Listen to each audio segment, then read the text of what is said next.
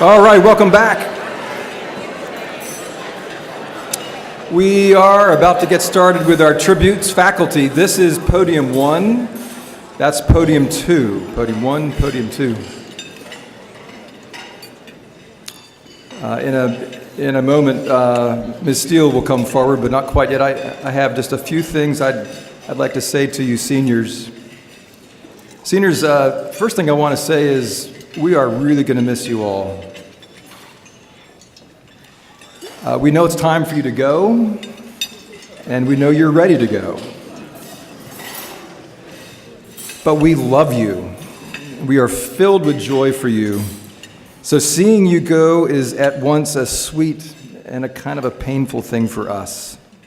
Parents, you've got great young men and women, and we have poured ourselves into them. Thank you for that privilege and for our partnership. Seniors, the next phase of your life journey starts tomorrow right around 11 a.m. when you toss those caps into the air right beside that wall that your class did such an incredible job to design and paint, going way back to early fall.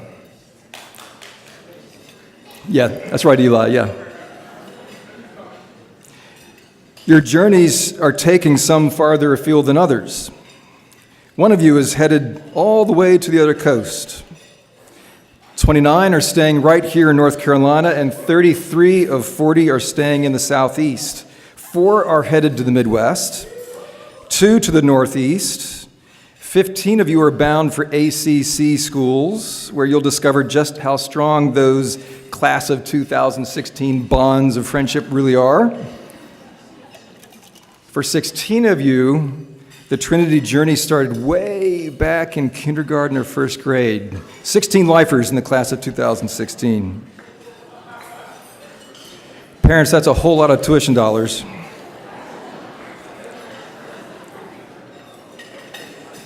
Class of 2016, you've led well, be it your cornerstone devotions, your play on Trinity's teams, your work on canvas or stage, in the robotics lab. You're not perfect, but none of us are. Some have landed in my office, some have landed in Dr. Yutz's office.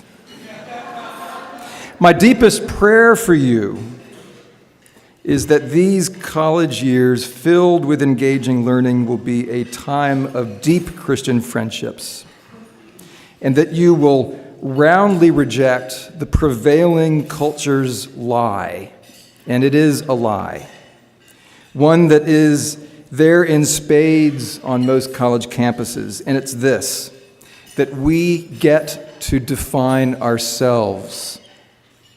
We do not. We get something much more liberating, good and true. We get the awesome job of discovering God's plan for us. And it is an amazing one. Our job is to be faithful in prayer and in God's word, seeking first to praise and honor him. Amen? Amen. Ms. Steele?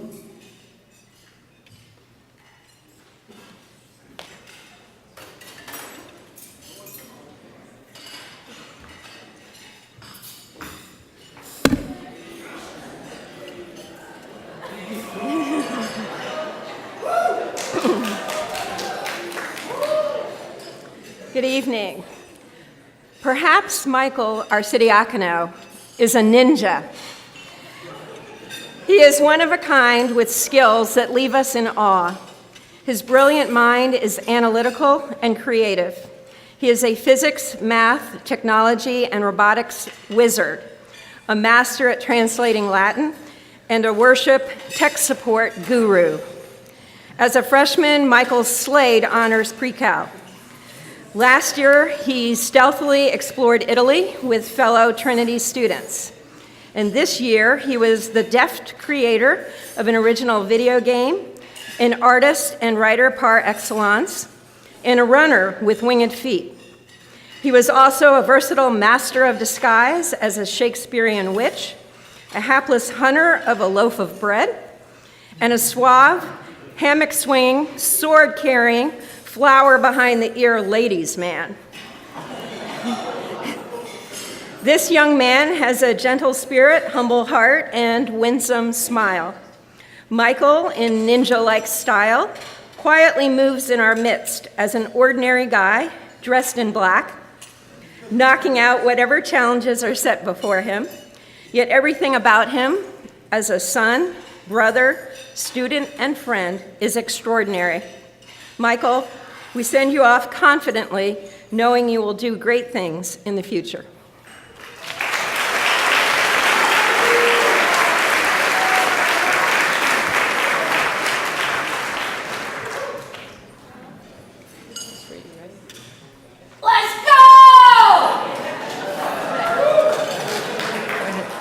How to get that out there. That there is just a small glimpse of William's enthusiasm towards tennis, and I'm sure his enthusiasm for anything in life. This is a young man that isn't afraid to express his passion and determination. Though it would be fun to try and MC this speech, as he did so well for all of our basketball games, I thought he deserved someone to show the true William Chestnut. Here, let me try and break it down for you. No, I'm not going to sing. Sorry. When it comes to entertainment, William is your guy. Whether it's telling stories about all the girls from camp he met the summer before, his wonderful motivational speeches to the girls' basketball team, and of course, helping a teammate find a creative way to invite someone to formal. One day, you might find him doing the worm in the Chick-fil-A parking lot because he lost a bet. Or hear him talking about his discovery on how he is allergic to the sun. Yes, William has his fun side, but let's not forget what he has truly accomplished over his 7 years at Trinity. He is someone that we have all been able to rely on. Remember the time he placed at both the Duke and UNC Model UN events? Or when he decided to conduct a survey for honors statistics, hate that word, asking teachers, at what age did their first date occur? Because dating at Trinity is apparently a hot topic. Or his continual commitment and passion for Trinity athletics. As Christians, God calls us to leave marks on the places that we've been. Whether it's at school, home, on the courts or fields, God calls us to live a life that reaches out to others and glorifies Him. William, not only have you left your mark here at Trinity, but you have left a lifelong impression. You have a heart of service, a desire to be part of the bigger picture, and most definitely, a sense of humor. You embody a true Trinity lion, and I am blessed to have been able to be part of your journey.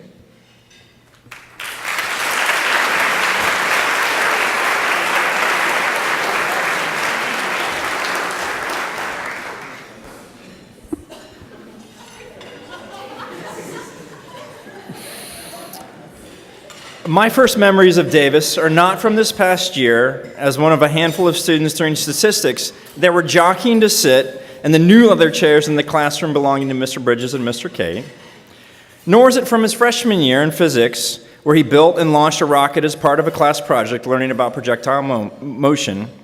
It was actually before he started his career as a lifer at Trinity, when he was in a preschooler in a play group with Spence Hutchison, Thorpe Daly, and my son Zachary. Reflecting back on that bright-eyed, exuberant little boy, it is wonderful to see his transition through the years. From those early childhood friendships dotted with a familiar pattern of the typical sports teams, he moved into a middle school athletic career of soccer, basketball, and tennis. In the upper school, he continued playing tennis as well as becoming a valuable team member of the cross-country team. During his freshman year, he was on the robotics team, which to me is extremely consistent with his pattern of learning and ability to understand physical processes and make intuitive connections with mathematical relationships that govern them.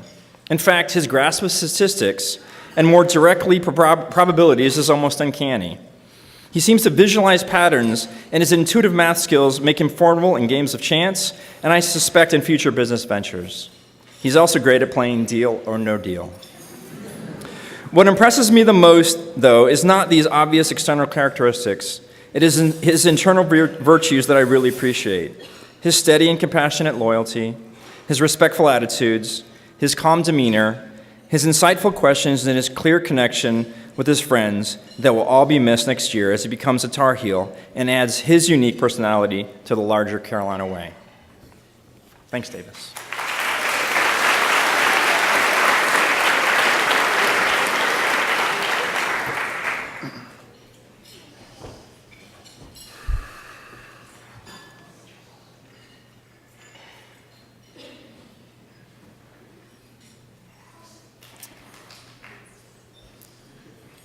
Do not be deceived by the quiet. Do not make the mistake of confusing her subtlety with simplicity. While Allison may give the appearance of stillness, there is a dance afoot. Allison's brevity of speech only opens up the space for her thought to be all the more plentiful. For there is a movement amidst the stasis, a strong voice that breaks the silence. Allison's is a dance that at each turn reveals yet another layer of profound depth, intelligence, and punny wit. Ever a student of the subtle, her artwork does not merely copy her observations. No. Here is visual choreography, design and realism all interwoven with meaning.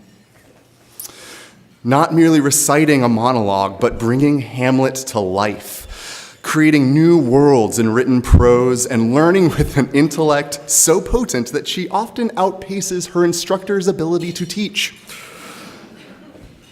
Allison, your light shines brightly. Let it rest atop a lampstand. Your voice is powerful. Don't let the silence remain too long. You have made us all fans of your subtle dance, and we all wait in anticipation of the movement that will next interrupt the quiet.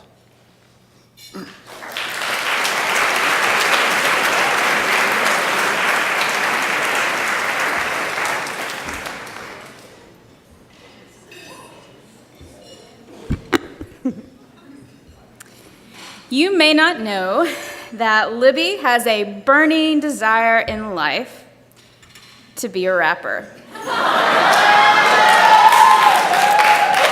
It's true. So to honor that, first things first, she's the realest. Drop this until the whole world feels it, Libby, breaking free and the graduating biz, and you can't hold her back, because you know she about to kill it, unleashed, unbound, no restrictions left to tie her. No teachers, no deans who can try her. Fingertip link, she wear what she want. Nike running shorts, finest pair ever bought. Blonde hair, airhead, please. Girl, a ball of L-I-B-B-Y with a summa cum laude from the Lion's Pride, and she's bound to show you all about the way a girl earns her applause. She's so sassy, you already know. She's moving on now, always a lion though. Oh, she's so sassy, gotta let her go. Remember her name, about to blow.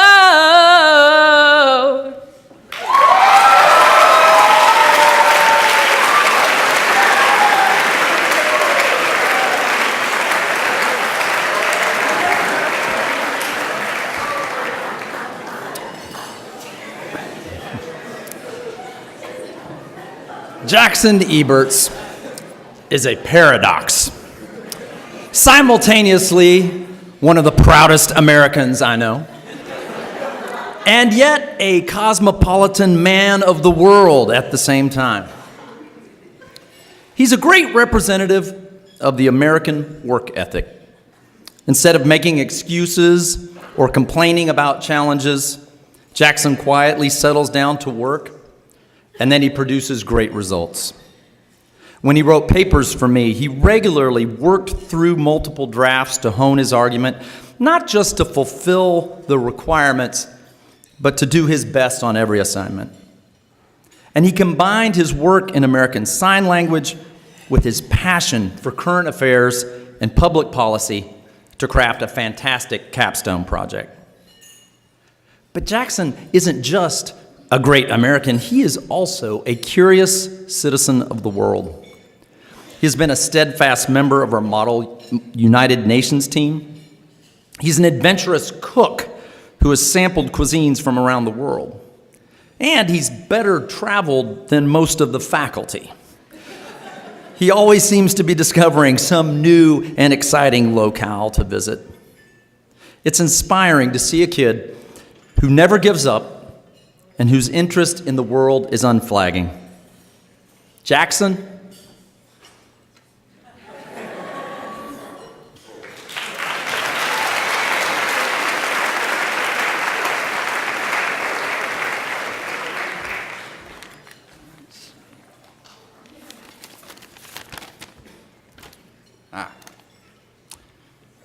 Okay. Ellie, I got my eye on you. Tributing Ellie Fever is like trying to tribute two people at once. This is difficult, but I'll try. On the one hand, there's Ellie Fever A, who loves gummy bears, who talks like a minion, even on the soccer field, and has more silly sound effects up her sleeve than most people have words.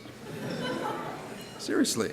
But on the other hand, there's Ellie Fever B, who listens very hard when you talk, who makes gourmet French desserts and handcrafted sushi, who sculpts and paints and draws things that most people couldn't imagine, let alone create. But these extremes I'm talking about now, the gummy bears and the gourmet, the jokester and the artist, these are not two Ellie Fevers in actuality. They are simply two halves of the same whole, the one, the only Ellie Fever, who is both silly and serious all the way to her core. Both at the same time, marvelously so. Now, Ellie, as a function of your seriousness, I have to admit you are sometimes shy. No one's going to argue with me on that. But here's what I want you to think about. I'm going to beg you, Ellie, not to make the mistake of thinking that your shyness determines the scope of your significance. Think about that. The world needs you, Ellie, and it needs you now more than ever, in fact. You who can laugh, and laugh hard, in the middle of hard things. You who can paint flowers over the ruins. It is my prayer that the God who made you and the God who delights in you, Ellie, will in fact use you to spread laughter and beauty, these two great gifts of your soul, wherever you might go. And so God bless you, Ellie. Love you.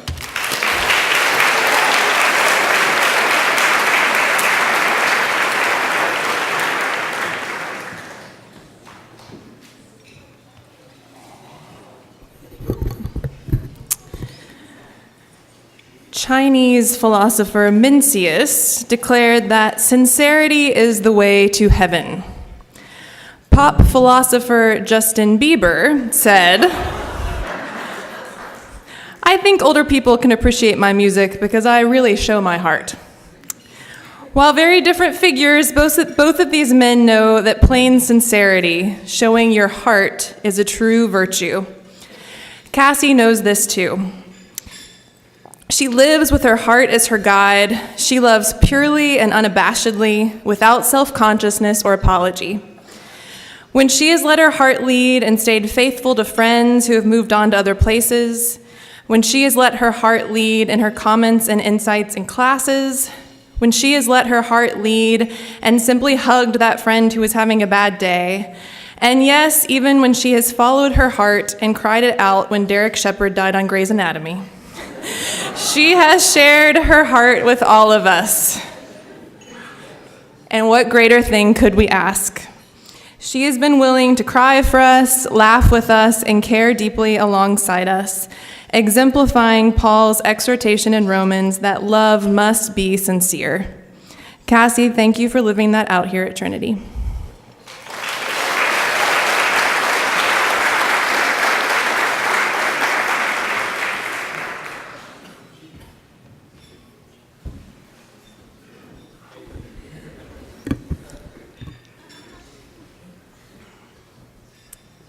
There was once a young man who set out on a journey.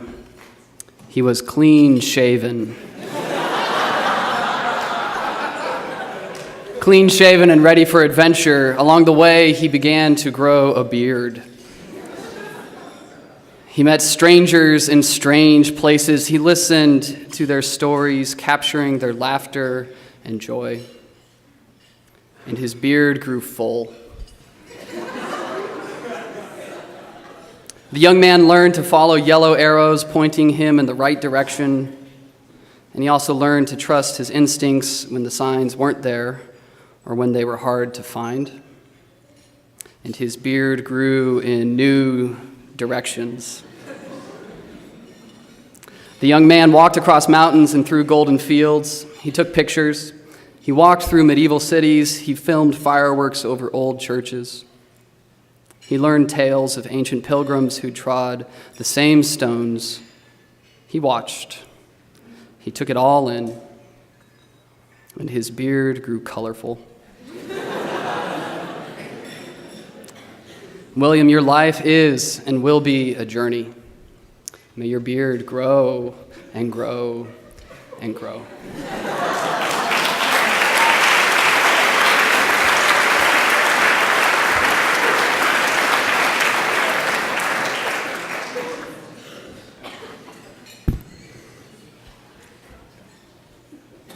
Connor, I don't know how it happened, but in your fall English elective, your peers, mainly inspired by Chestnut, begin to use you as the universal example for any hypothetical situation. The phrase, "suppose Connor," became a standard refrain. Suppose Connor was trapped in a pit for 3 weeks, or suppose Connor kidnapped Mussolini in World War II. Most of the circumstances you were placed in were perilous or awkward or painful. You were that close to becoming the Jerry Gerganis from Parks and Rec of the class, but you resisted. The dilemmas you faced were bewildering.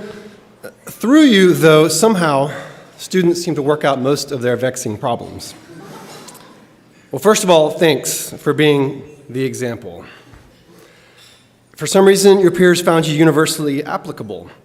And as I've reflected more on this, I think that they unwittingly were onto something. I declare that you are not so much the example as you are the exemplar.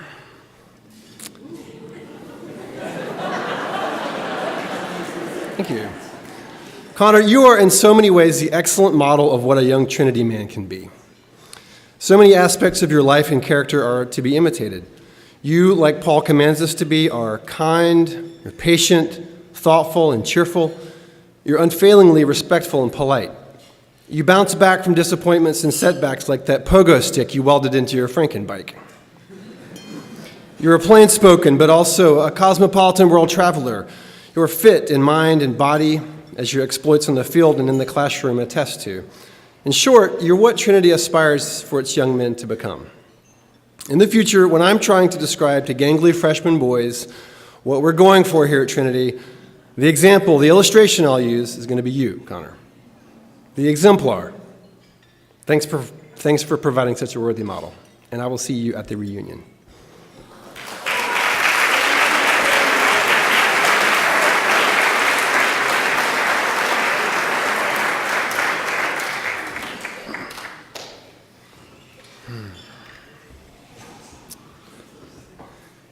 You may not know this, but Rachel is a master tattoo artist. From foundation to portfolio, she has designed no less than 6 tattoos. And when I say she is a master, I mean it. Rachel's tattoos were not just cool designs. No, they were sensitive visual expressions of the deepest of feelings. Literally wearing the heart on the sleeve. But far more than these visual pieces, Rachel has pioneered the art of the performed tattoo. For as anyone who has seen her on stage or her work on stage can attest, her acting and her writing brings up the deepest feelings in us all, marking us with her courage to explore the deepest feelings in all corners of personality and emotion, her acting like a needle that pierces to the heart. And those of us who have received one of these performed tattoos knows that these marks are just as real as any ink. But Rachel's truest masterpieces are the tattoos she performs, wears, and shares every day. On stage, in art and friendship, in class, in writing, in word, in deed, Rachel has the courage to let the world make lasting marks on her heart. But along with this courage to be vulnerable, she also has a stylus that cuts through the obscurity, through the fear, through the insecurity, right to the heart of who we all are. Rachel, you have pushed the art of that tattoo to never before seen depths and heights. You are blessed with a heart that is sensitive, deep-feeling, courageous, and indeed infectious. And you have shared this heart with all of us, tattooing the heart of this community with yours. And this mark will last.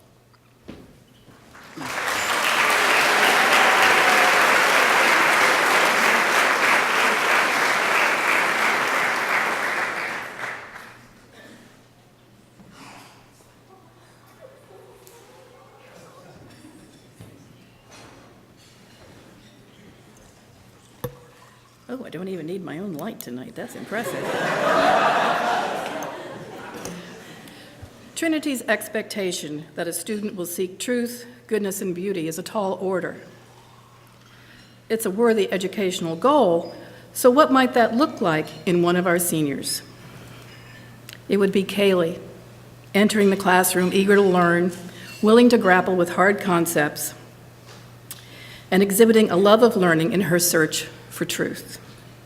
It would be Kaylee, demonstrating goodness to the Trinity community as she serves as co-captain of the volleyball team and working on the school's yearbook, offering encouragement, compassion, and perseverance in her work with others. And finally, how would Kaylee reflect the search for beauty? She would share her spiritual self and love of God through her work, helping others both in and outside the Trinity community. Kaylee would be at the farmer's market, sharing God's word with strangers. She would work in the Augustine Project, helping Destiny learn to read before she goes to middle school. And finally, she would keep a faithful friendship with JR, writing letters to him as he too learned to read, but as an adult. Kaylee, every day you have shown us what a personal search for truth, goodness, and beauty would look like. Trinity and me have been blessed by sharing this journey with you. Thank you.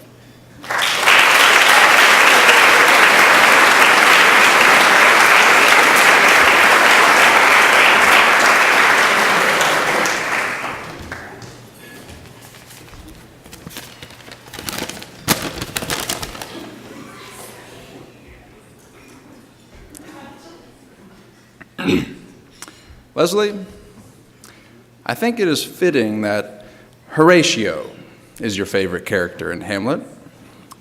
I think this because Horatio, who is the one true friend, the last true scholar, the one force for undiluted goodness in the play, reminds me so much of you. I think of the ways that you love your friends, your parents, your brother. I think of the ways that you hunger for truth and marvel at beauty, even in the darkest and hardest places of life. And I think of the ways that you, with total unselfishness, sing and speak and act and serve like a comet that sheds light wherever it might flame. For all the hours you spent in rhetoric, teaching alongside me, roasting Superman and mashing songs and mock trialing, if I can verbalize that one, for all those hours, I give you thanks. And my prayer for you today is simple. My prayer is that these years you have spent at Trinity may, in some small measure, have prepared you to carry the fire with you into your own classroom, into the lives of those you will touch, and to the lives of those you will transform. And I send you now with the words that old King Henry said once, on the verge of his own destiny. The game's afoot. Follow your spirit, and upon this charge, cry God for Harry, England, and St. George!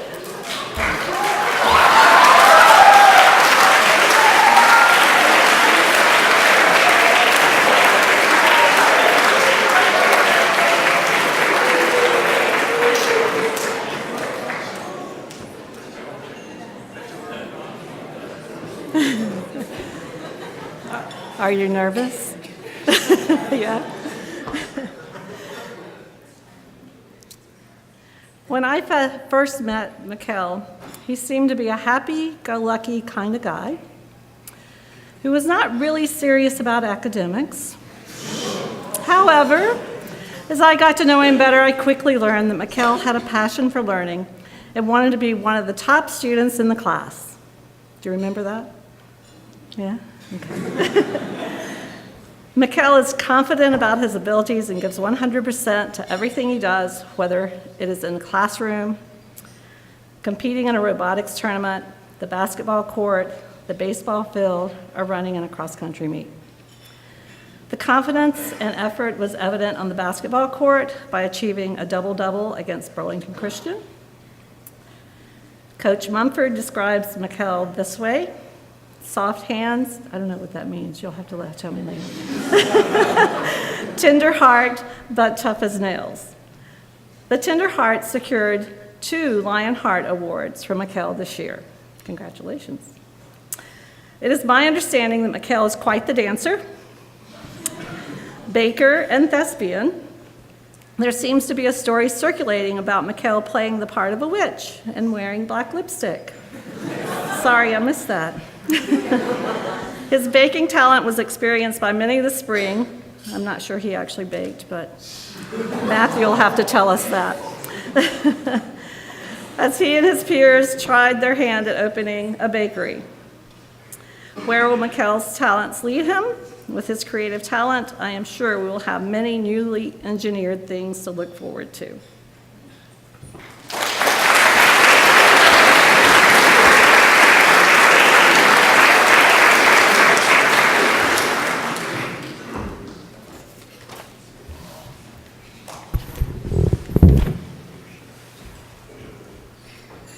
Some people put up a sail and are carried through life on the changing breeze.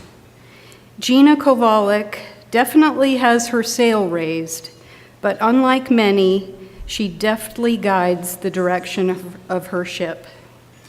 Gina has mastered the tack. Regardless of the wind, she navigates with focused strategy and just the right amount of godly fearlessness. Gina makes achievement look so easy that it can seem to go unnoticed. Her accomplishments are many, ranging from academics to robotics and worship team and student government. Each activity imprinted with her effective leadership, collaborative spirit, and creative instinct and intellect. When Gina spoke about her capstone research in biochemistry, I thought I was listening to a graduate student speak with great passion about their life's work. Gina, you are an impressive and poised young lady, wise beyond your years. Thank you for all that you have contributed to the Trinity community. You are well loved and you will be dearly missed.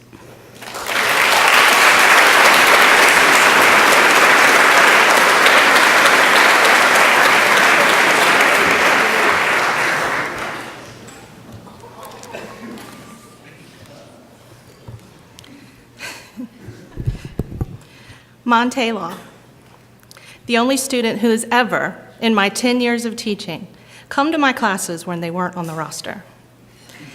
The only student who has not only come, but listened, participated, engaged in the lesson when they didn't have to be there and wouldn't be receiving a grade.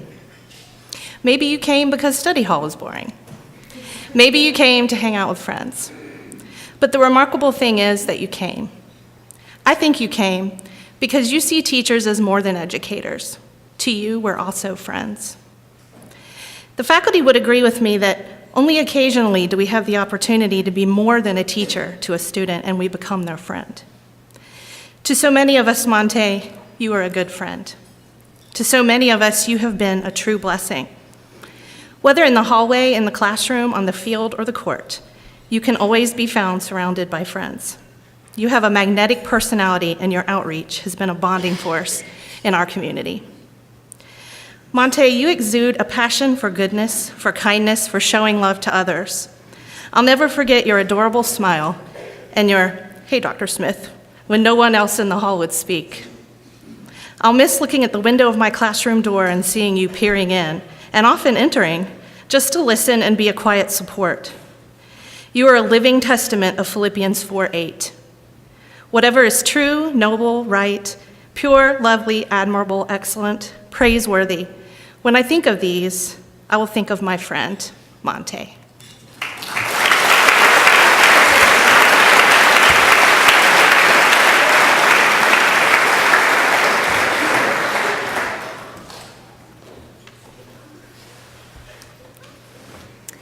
Quiet, reserved, and keeping close to her good friends, Isabel Leslie came into the upper school holding tight to her comfort zone and staying in her lane. However, I never could have imagined the courage, optimism, and confidence that she has developed over these past 4 years. Isabel, you have undoubtedly grown up and matured into a thoughtful, self-possessed, and lovely young woman who carries herself with confidence. And this burgeoning self-confidence has been hard fought through experiences like learning to master your overhand serve in volleyball, never giving up in Spanish, and expanding your friend group. Now, you are equipped and ready to blaze a new path. You can trust your own decisions and strike out on your own when you head to Auburn University in the fall, far from friends and home. You will take sweet memories in your heart, confidence in your step, and courage studied by God. I can only imagine how much more you will grow in the next 4 years, and we'll be cheering you on. Congratulations, Isabel.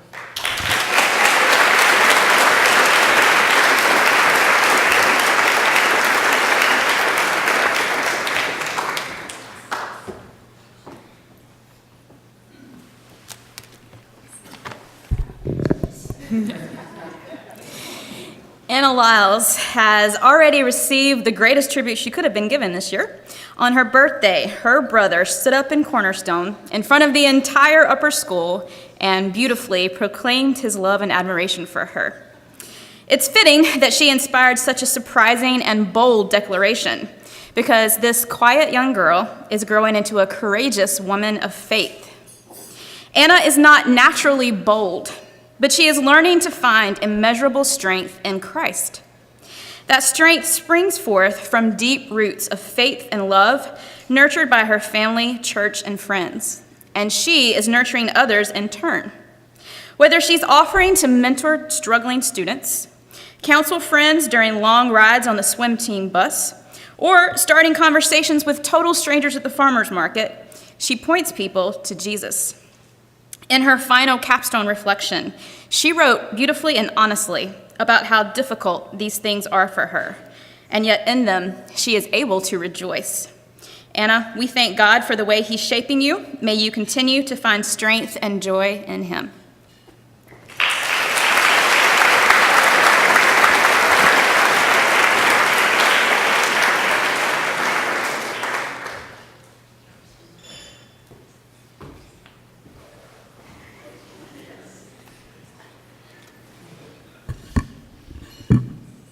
Senior Tribute.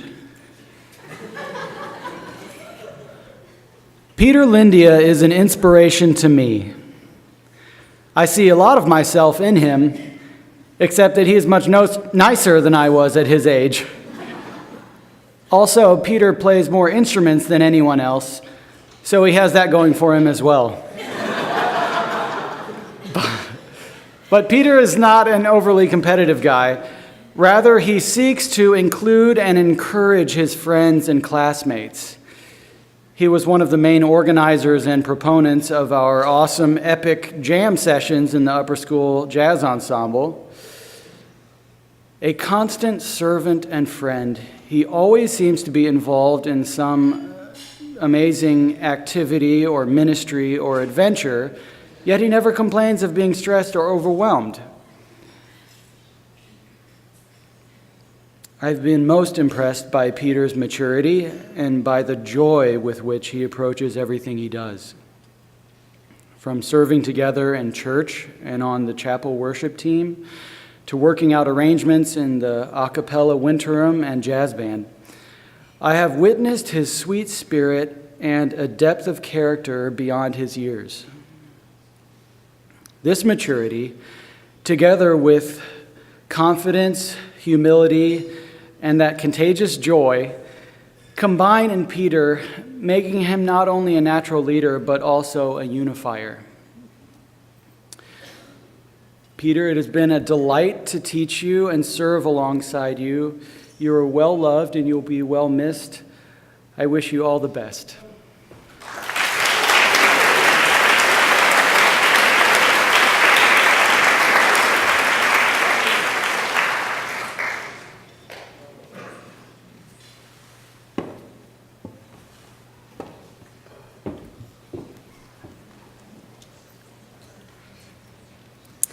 In Calvin Miller's novel, The Singer is asked, "And now you have joy?" And he said, "I do indeed." And he says, "How did you get it?" And he said, "I chose it. I admitted it into my life, and then I celebrated its arrival in my heart. And I made my celebration so loud and so boisterous that I prohibited all gloom from attending the celebration." Abigail, you have admitted joy into all areas of your life, and there it has lived through good times and hard. You are quick to serve. Your passion for the McConaughey Christian Academy is unmistakable, as you have organized and orchestrated the run for years, richly involving the entire Trinity community to raise funds that directly benefit those precious McConaughey students. And you invite others into your joy. As you taught our middle school resource chorus this semester, you found ways to connect with those who share your passion for music. But more impressively, you connected with those who just ended up in the class because their first choice was full. And you loved them through it all. And they knew that, and you admitted them into your joy. All of these things reflect the young woman that God is readying to serve him best. Later on in Miller's book, the crowd asked the singer, "Who are you, man?" "I am the troubadour, the son of Earthmaker." The singer then replied, "I have come to save the world and close the canyon of the damned." "Can we know your saving song and sing it as the madman does?" "You may, if you believe that I am only the troubadour." Abigail, you have always had a song in your heart. Know that God put it there, that joyful song, and he wants you to share it. Be his troubadour.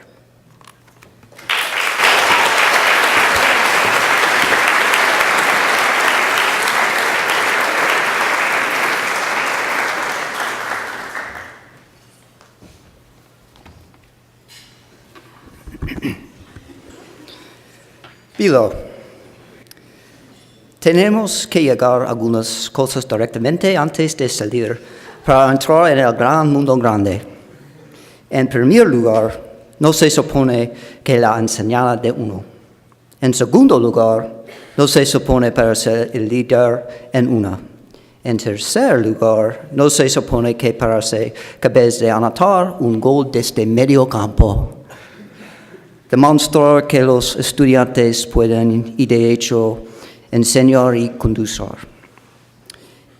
El nombre de tus padres te tan bien, especialmente su segundo nombre, Miquel. Significa Miquel, quien es como Dios. Brandon, de hecho vives tu vida de manera semejante a Cristo. Eres humilde, sincero, compasivo, feliz, incansable, creativo y valiente. sin olvidar un líder inspirador en el campo de fútbol.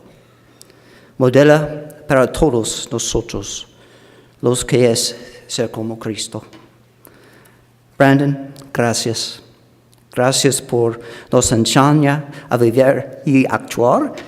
Gracias por guiar a todos aquellos alrededor de usted. Gracias por compartir tú mismo con nuestra comunidad. Y gracias por mostrarnos de qué manera real parece. Vaya con Dios.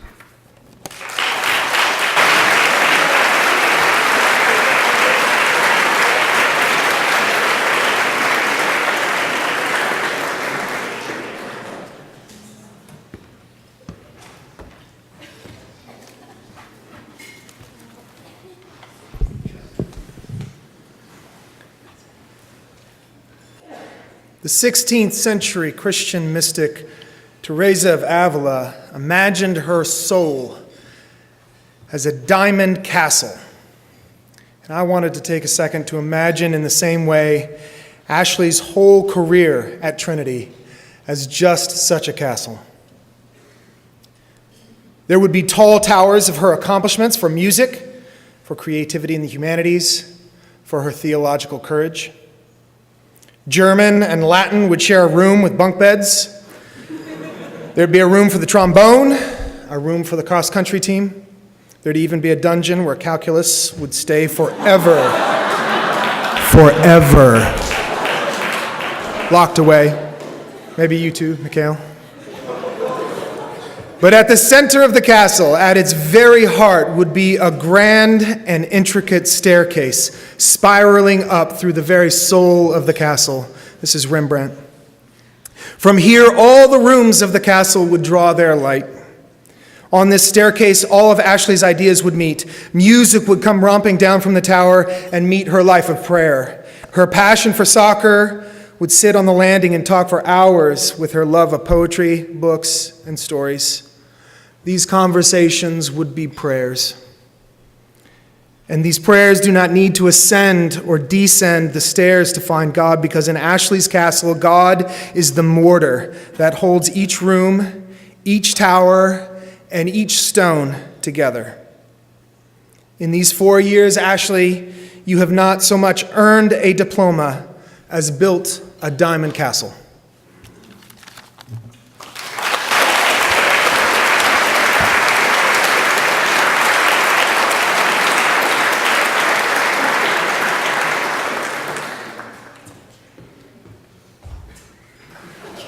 Why do you laugh? Okay, hold on. Jack Lynch. I'm going to cry. The great Borges once wrote, "I have always imagined that paradise will be a kind of library." These words could have easily come out of Jack's mouth. Jack is an extraordinary writer, an accomplished artist, a talented athlete, and a brilliant mathematician and scientist who also has a gift for learning Spanish. In course after course, teachers comment that his presence feeds their own passion for teaching. Jack is always in motion, his goal to accomplish more today than he did yesterday. Always with his iPad in hand and misplacing it a number of times a day, he uses his open periods to check in with teachers, submit another short story to a publisher, discuss his robotic designs, or help another student with math or physics. If we had given Jack the option to take 10 classes a day, he would have jumped at the opportunity, and I think he would have still emerged with straight A's. I look forward to his future accomplishments, whether in engineering or writing the next great American novel in some remote place in Latin America, much like Hemingway. Jack, Trinity has been blessed with your presence. You are a one-of-a-kind student and an exemplary human being. It has been an honor to be your teacher for 3 years. Buena suerte.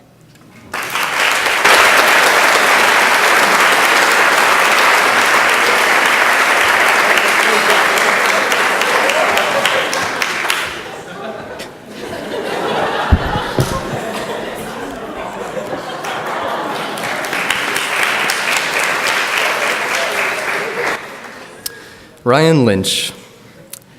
Ryan may have been a leader in student council, an inspiring actor on the stage, and a star in a cappella, but I will always know him as the closest thing you can be to a mad scientist criminal mastermind, while managing to avoid being completely mad or criminal. A little bit. From filling balloons with hydrogen to building the most dangerous personal safety drone the world has ever seen, your imagination seems to have no limits, Ryan. And while your skills in lockpicking and rickrolling are impressive, your ability to ask creative questions is even more astounding. To answer your most recent question, I think I would prefer to live in a world with talking furniture more than a world ruled by massive bunnies. One of my favorite memories is receiving a very stressed email from Ryan the night before a physics test. Ryan wrote, "Mr. Helms, one day I'll be sitting in my rocking chair and my grandkids will ask me, 'Granddad, what'd you get on your second to last high school physics exam?'" And Ryan, my answer now is what it was then. When you're sitting in your rocking chair with your grandkids, you will be on Mars.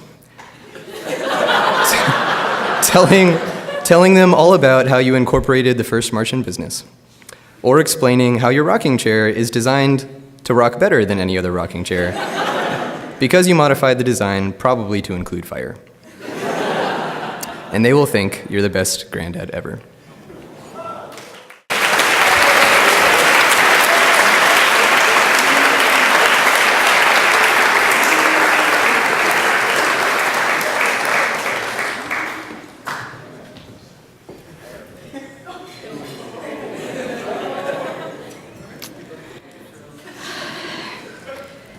Matt Miller is full of surprises. He's also a great bread maker. Matthew exudes a humble confidence that puts people at ease. He's an engaging conversation partner, whether about science, humanities, or how to program a robot to detect color, or bread making. Matthew is an intelligent and creative thinker, and he's made notable contributions to the academic as well as extracurricular communities. For me, what stands out is Matt's ability to think from the standpoint of a scientist. This is what surprised me most during our biochemistry class and in conversations about capstone ideas.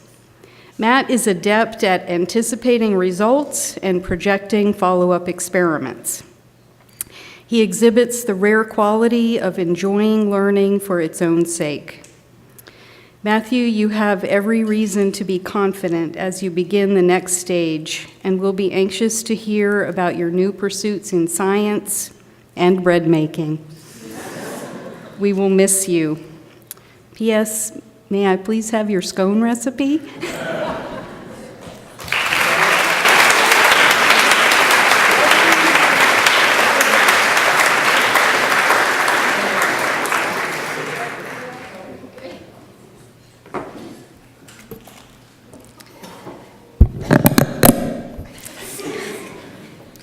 Mary Neely is powered by joy. She bounces and claps and smiles, not because her life is perfect, but because she's convinced that in every person, in every moment, even the hardest ones, there is still something beautiful. In her time at Trinity, we've seen Mary's hardcore enthusiasm all over the place. In the way she dances in our arts festival, performs in drama productions, sings in the vocal ensemble, cheers on her swim team teammates, and throws herself into the life and learning in classrooms. Mary knows that God loves her passionately and will always be there for her. And so she is free to delight in others' success and do whatever she can to help them. We saw Mary's heart for service in her capstone internship in Winterim she developed with Pregnancy Support Services.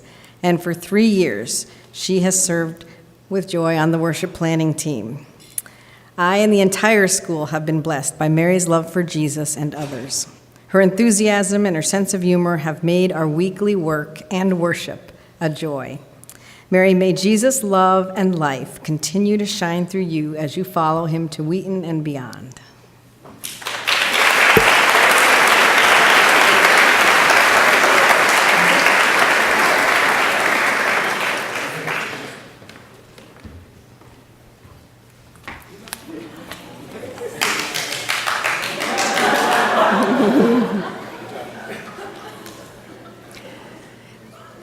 Anyone who ever meets Eli Parker will never forget Eli Parker.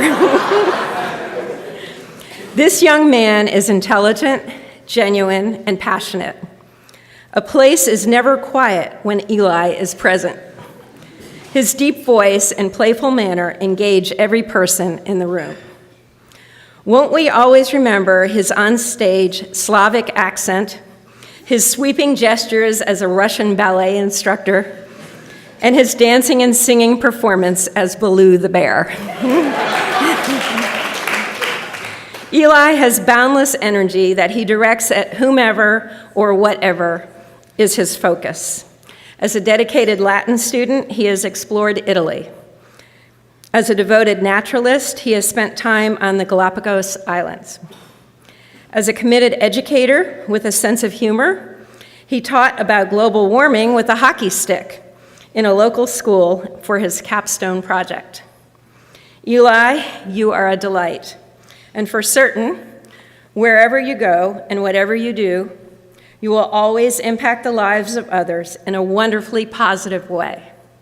Thank you for sharing your life and heart with us.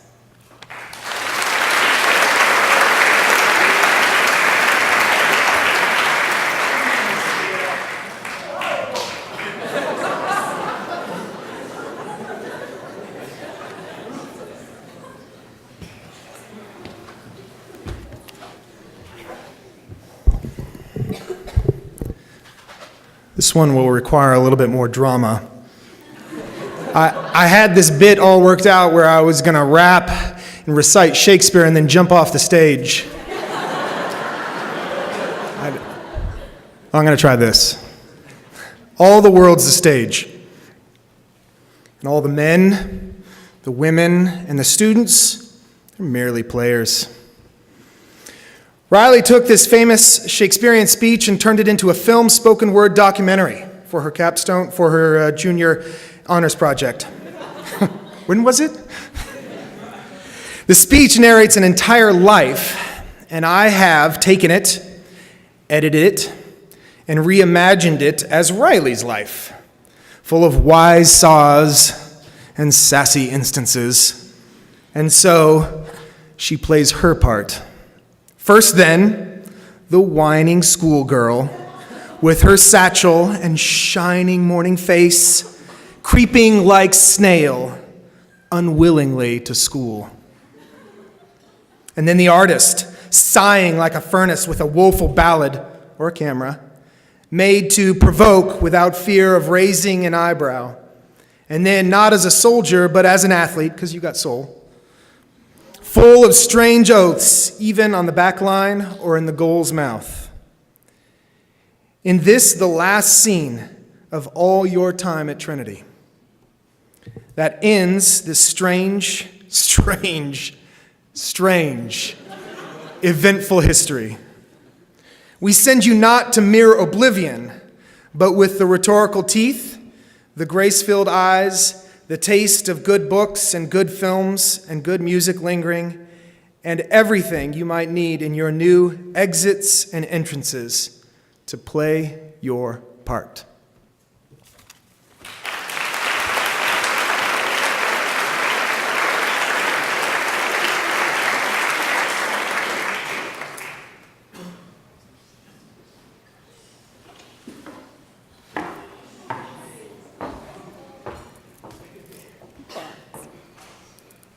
See if I can get through this. Author Bridget Nicole writes, "Some people's weakness is that they care too much. It is also their strength." Barnes, you care for the younger Model UN students by mentoring them in research and presentation skills. You care for a young man at Lakewood Elementary by tutoring him. You care for your friends by being truthful and outspoken about injustice. You care. Your care may appear as weakness, but this is actually your deepest strength. Barnes, when I think of you, I think of a young man meeting a little girl with neurofibromatosis and asking about her condition, not out of idle curiosity, but out of compassion. I think of the same young man embracing a puppy on a hotel lobby floor. I think of his laughter floating through the hallways, lifting spirits. And I think of him hurting when his friends hurt. Along with your caring soul, Barnes, you also have a brilliant mind. Your inquisitive nature takes you on adventures in search of answers to some of life's most difficult questions. I am sure your keen mind and caring, courageous spirit will take you beyond our borders, looking for ways to help the world heal. My prayer is that Western and all your friendships and experiences in the coming years will prepare you well for those travels. And I pray that your travels will take you to the places where your own deep care and the world's deep hunger will meet.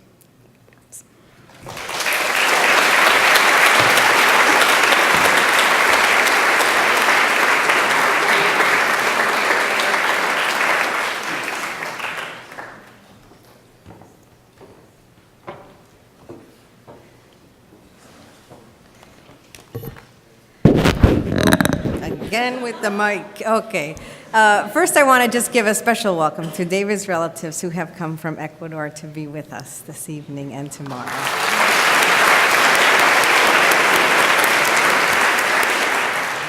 Who would have known that behind that disarming smile, quiet voice, and polite demeanor lies an engineering mastermind? David Proaño built his first Trinity robot in his sophomore year and never looked back. David's innate curiosity and ability to ask good questions reflect a quick thinker, able to assess a situation and come up with solutions and possibilities faster than you could imagine. He has an inquisitive mind, wired for problem solving. You can see David's engineering skills throughout the robotics process: designing, building, programming, wiring, testing. David does it all and efficiently. His robotics advisor calls him a one-man pit crew. His teammates called him their captain. David's ability to stay calm under pressure has been a gift to Trinity's teams during the radical ups and downs of competition.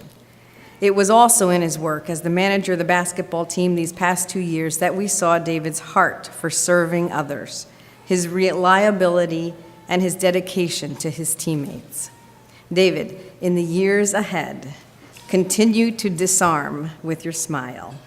Speak wisely with your quiet voice, and let the world see your quick mind at work.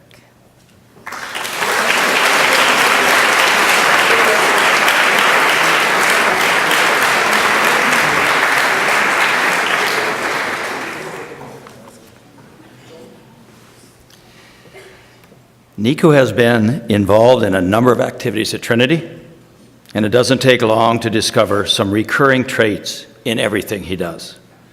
At the top of this list is his integrity. Multiple teachers spoke of his willingness to speak up for what is right. I suspect that comes in large measure from parenting and his involvement perhaps in Boy Scouts, where he's achieved the highest honor of becoming an Eagle Scout. Fairly rare these days. I have had the pleasure several times to hear him play in the jazz ensemble. He's the leader there too, with a willingness to step out and step up to meet the challenge of a harder piece or playing a solo. What I've described so far are the same attributes I heard from his coaches, whether it's swimming, track, or cross country. He is that athlete who works hard but has fun and brings that leadership to the team just like he does in everything else. Academics are sometimes challenging for Nico, in that he chose to be in my honors pre-cal class. The road less traveled is challenging, but filled with rewards for the person willing to dive in, face the challenge, and come out richer for the experience. That's Nico. I wish the best to you, Nico. Thank you for enriching my life and the life of the Trinity community. God bless you.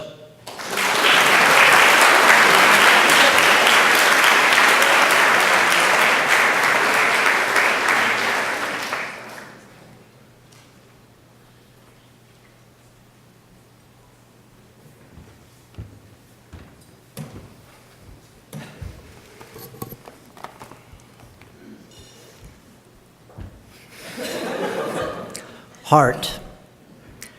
How can something so visible be so hard to define? When I look at Dowdy, I see heart. Whether on the soccer field, in the pool, playing in the band hat trick, house painting with the Eagle Peter, or helping to cook a pig, Dowdy has heart. In sports, you can teach technical skills and tactics, but you have to be born with heart. Heart is what makes you give 110%, even when a victory looks impossible to everyone else. Heart is what sparks the play of the team because they see what is possible. Heart is what coaches love and fans can't get enough of. It's what brings real tears of pride to mom and dad at the end of the day. It has been an honor and a privilege to have coached Dowdy and to been near his heart.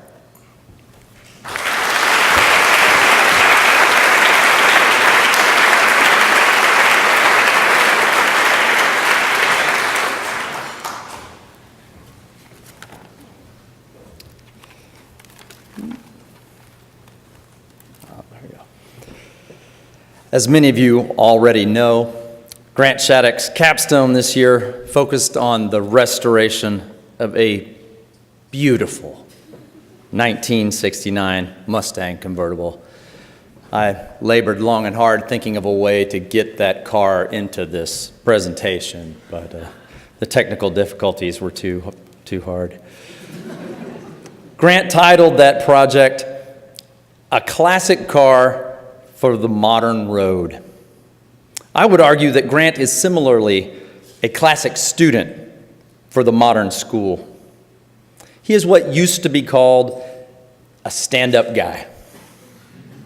He's a polite, responsible, hard-working, and organized young man, an invaluable member of our community who gets things done without a complaint. But that's not to say that he's just an old jalopy. He's also utterly at home in the digital world. Whether in worship or theater or music productions, Grant has the technical expertise to make sure that we can take our show on the road. He never seeks the spotlight for himself, but without him, the spotlight wouldn't shine, literally. Grant, it's been quite a ride.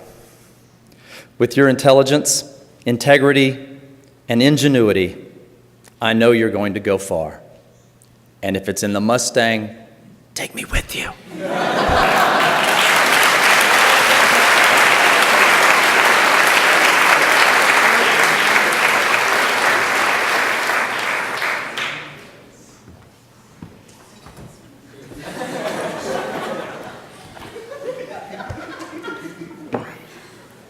Hello, Spoon.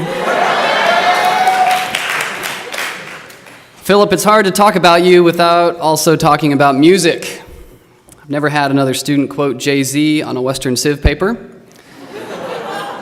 or make a 1960s campaign ad set to Kendrick Lamar, or interrupt a class on American government with frequent Kenny G interludes.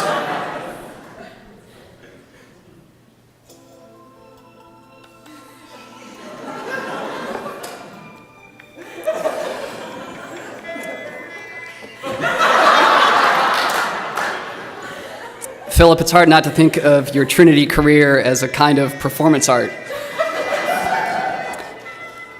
But it's also hard.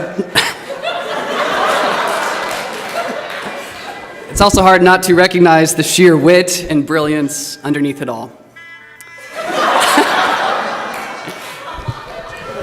Is it too loud? When you're not dropping Biggie Smalls quotes, you often provide some of the most incisive comments in class. I'm told you're also an unbelievable calculus teacher. Your humor and mathematical mind will make you either a really stellar calculus professor someday or this generation's greatest music critic. And so, Philip, perhaps it's fitting to close with a quote from a great musician. I think everyone has to kind of decide what the word jazz means to them, and that's okay. Kenny G said that. Philip, we look forward to hearing what jazz means to you.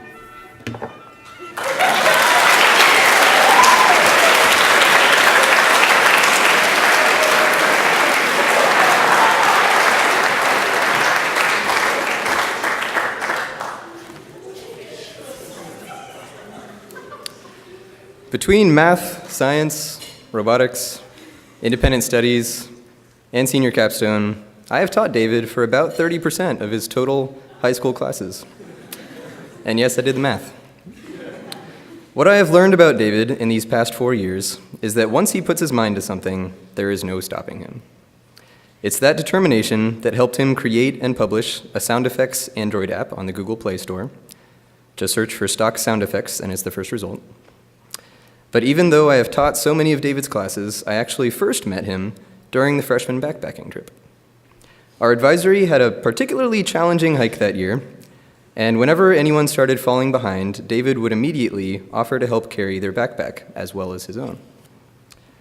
And if you've ever been backpacking, you know that these were not light backpacks.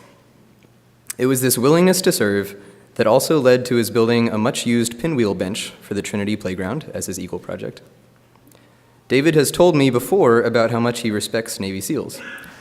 I may not know much about how to become a Navy SEAL, but I can tell you that if my life was in danger and I was told that my survival rested purely on David's determination, I would rest easy. There is no one more determined.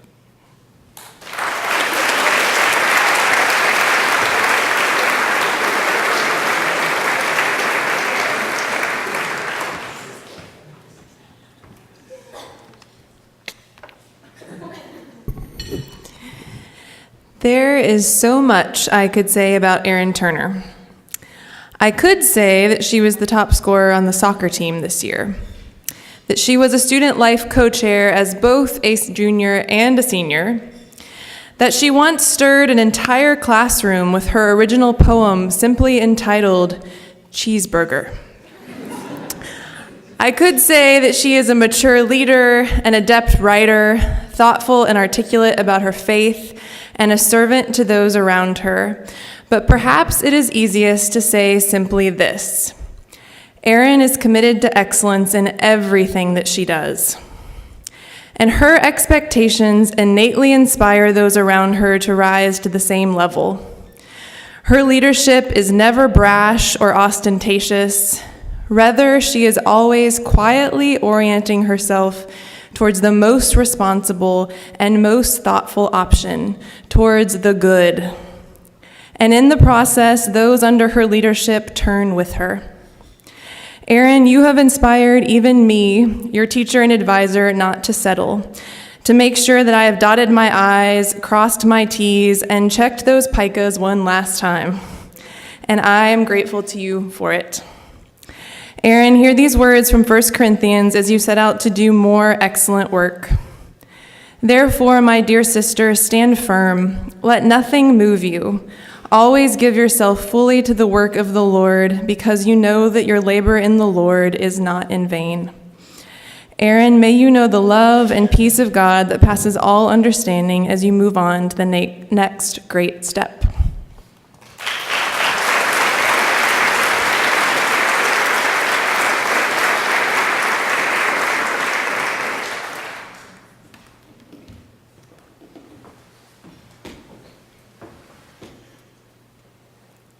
Welcome back to the season finale of Dancing with the Stars. So work with me now and pretend that Tom Bergeron is here with me. I tried. You know, Tom, after hundreds of hours of training and 15 competitive routines, it is no surprise that Cordelia Walker and her partner waltzed away with the Mirror Ball Trophy. Obviously, Cordelia is a gifted dancer, as evidenced by her selection as one of just 25 of the 171 students who auditioned for the East Carolina dance program. However, the real story here is her joyful spirit that resonates with everyone around her. Cordelia brings a winsome enthusiasm to all that she does, and her optimism is contagious. Earlier in the season, we visited her high school, where she was a cheerful leader as a senior yearbook editor, a student ambassador, co-president, and in the classroom.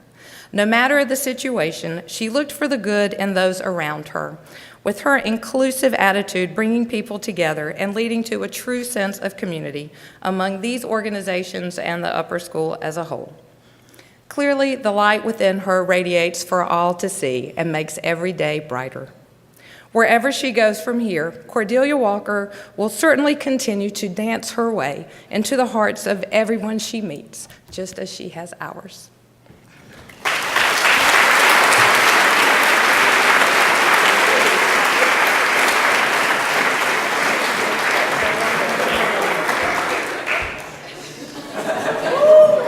My time, Anderson. Honors Pre-Cal is a challenging class for many students, and that's true for Anderson as well.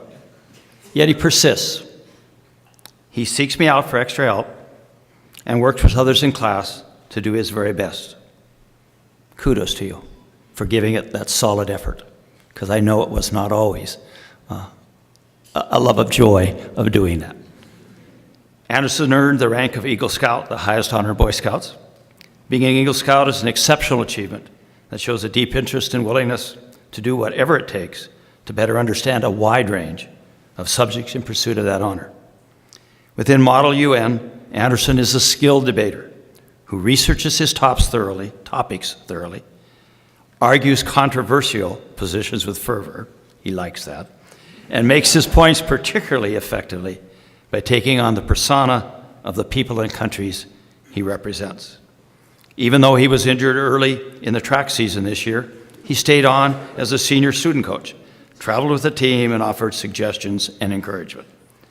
If I only mentioned these previous items, I would be omitting a crucial part of who Anderson is. It is no surprise to those who know him best that he is the consummate jokester. He loves to kid, sees the humorous in many events, and brings that lightheartedness to whatever he does. Thank you, Anderson, for the privilege of knowing you just a little bit, for enriching my life, and for everything you bring and have been to the Trinity community. God bless you. I wish you the best at East Carolina.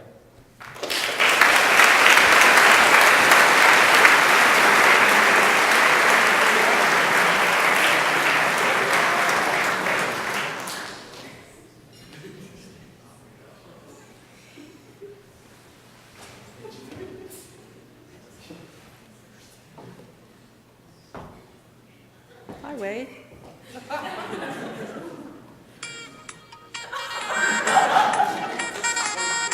Oh, no, you too.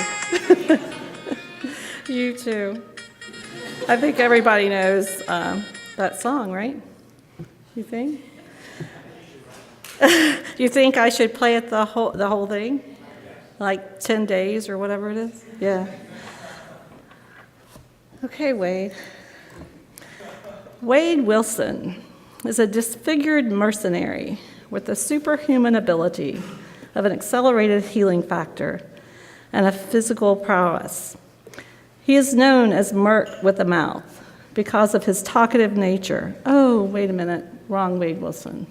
Oh, yeah. Oops, sorry. Well, some of those things might be true about our Wade Wilson. I'll leave that for you to figure out which ones they are.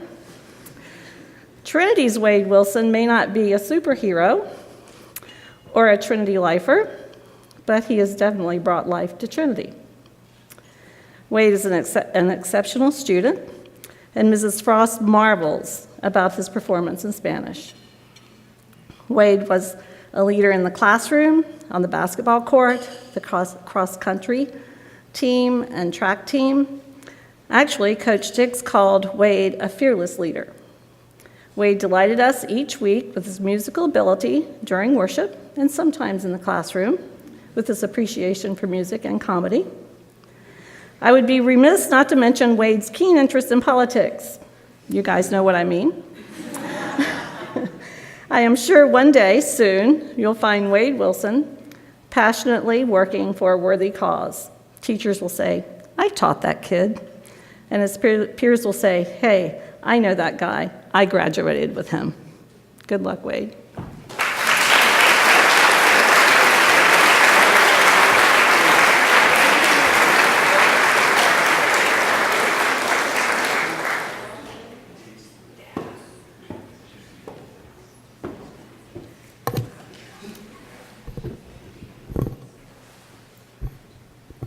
Where is Jan? There she is.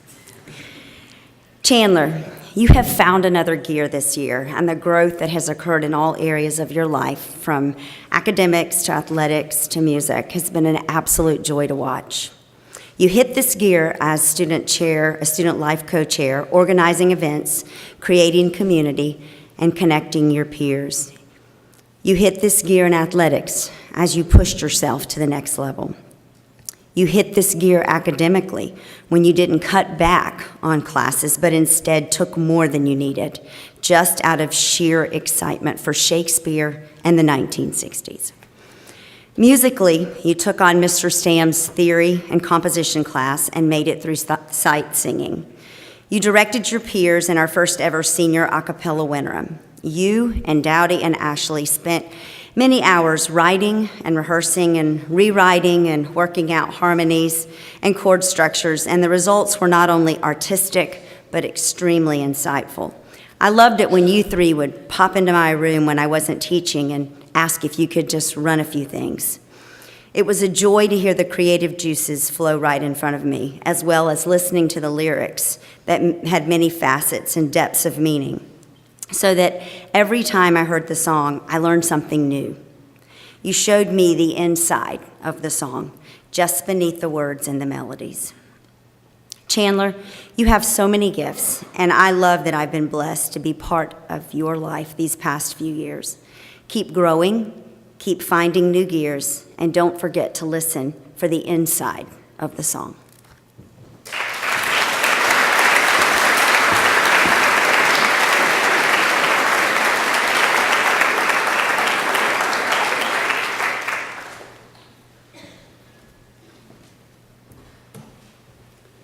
Well, thank you, colleagues, for these wonderful tributes. Can we do another round of applause for faculty and students?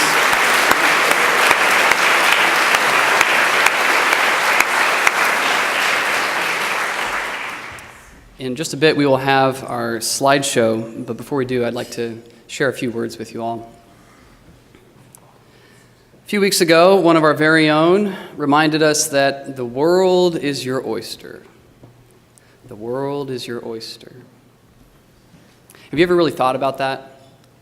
I started thinking about it, and the more I did, the more kind of slippery it became. I mean, what is an oyster exactly? And what would it even mean to say the world is your oyster? So I did some research. So for the next few minutes, I would like us to consider the oyster. The word oyster applies to a whole host of clams and mollusks found in both fresh and brackish waters. They have hard, jagged outer shells, oval in shape. These shells are notoriously tricky to open. To open or shuck an oyster, you should insert a special oyster knife at the hinge between the two valves, shake gently but deftly, and then turn the blade and slide it along the top of the oyster, slicing the adductor muscle. The trick is not to cut your fingers off in the process, so heavy gloves recommended. Now, we open oysters for one of two reasons: food and treasure. As food, oysters can be baked, broiled, smoked, fried, roasted, canned, pickled, or steamed. But the foodies among us know that oysters should be eaten raw.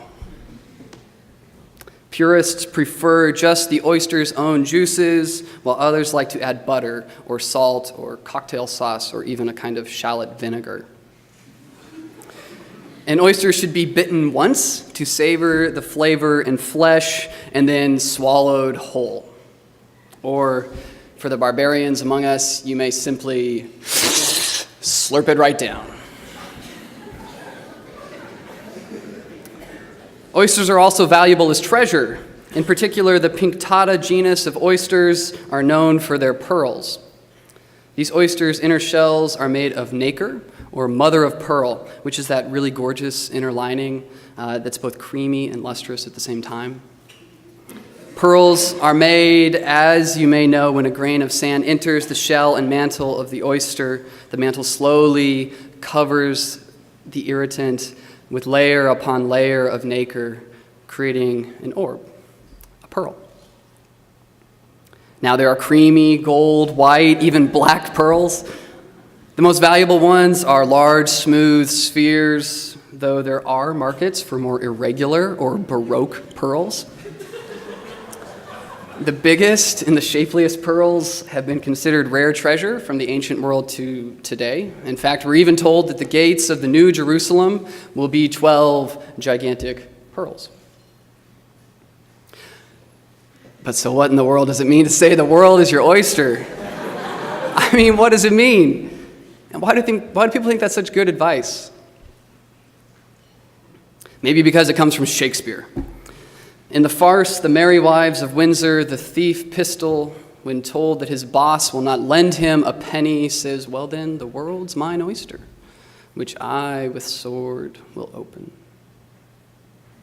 Did you catch that? The world's mine oyster, which I with sword will open. Maybe what people mean by the world is your oyster is that the world is full of endless possibilities. Endless opportunities for you to grasp and take and seize and make. This is the foodie, the gourmand view. It implies the world is the oyster that you slurp up. A delicacy, yes, but ultimately just something to consume. Or maybe this phrase means the world is a hard place, that if you pry open just right, deftly, gently, with a twist, it will open up its treasure to you. This is the Promethean view. It emphasizes our agency, our ability to wrest riches from the depths of a cold, callous world, stealing fire from the gods. Think Gatsby, think Cain, or think Thoreau, self-reliant in a lonely wood. The irony is that to pry open an oyster, you have to wear gloves. You literally become unfeeling in order to get the treasure. You become as hard as the hardest oyster shell. So consider the oyster. Consider that hard shell. Consider all the work and pain and angst that have gone into shucking and trading and consuming these oysters. Consider the bloody, unfeeling hands. Consider them. Count the cost.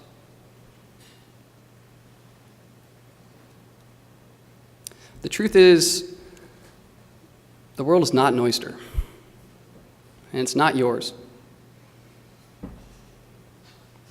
The world is a golden, lush globe of remarkable complexity and luster.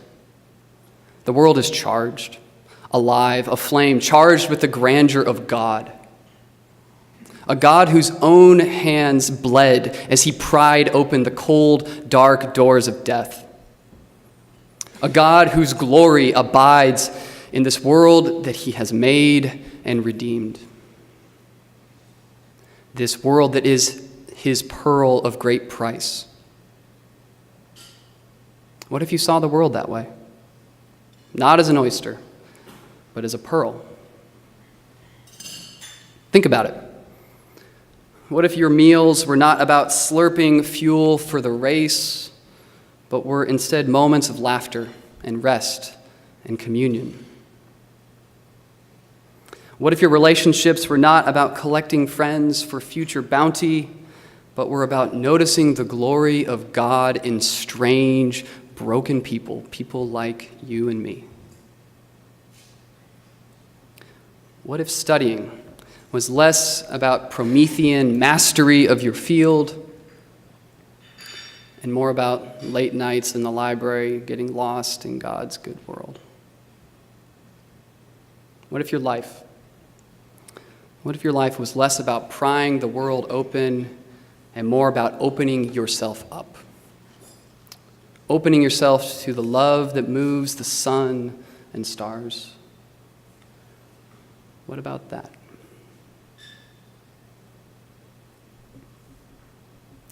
The world is not an oyster. It's a pearl. And it is already open to you. So go. Go and behold the glory.